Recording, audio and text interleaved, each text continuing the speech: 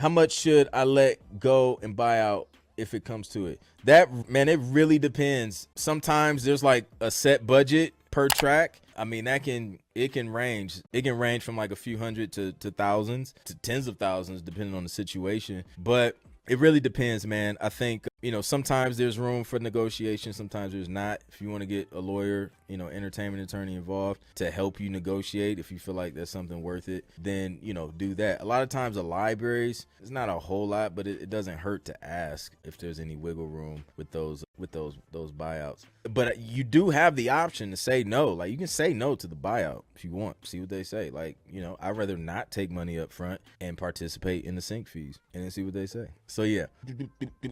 Oh, so let's talk about the other thing. Let me see if I have it.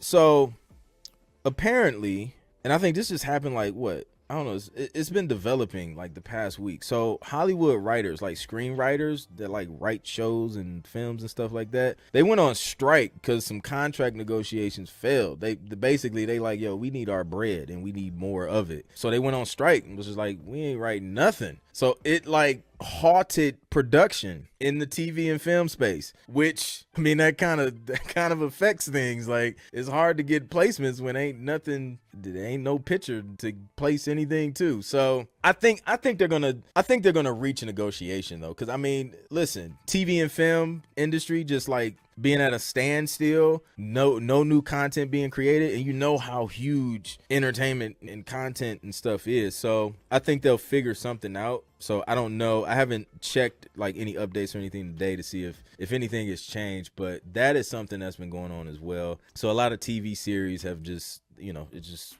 stopped until they figure this thing out. So we'll see if that's something that trickles down way. If I think if anything, it'll just kind of slow things down as far as the new stuff that comes down the pipeline. But until then, we'll just kind of continue to eat off of the stuff that's already out there. So we'll see what happens.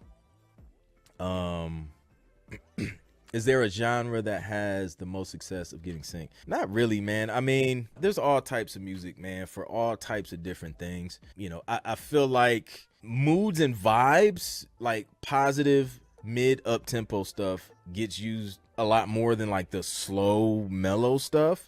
But a lot of different genres get used, man. If you just scroll through cable channels, streaming networks, you're gonna hear a little bit of everything, man. And you have shows like, I've gotten placements on House Hunters International where they'll be in a different country and they want some type of fusion style of music that has some of the instrumentation that's native to that country. So you get opportunities like that, man. So it's opportunities for a lot of different things in this space for sure.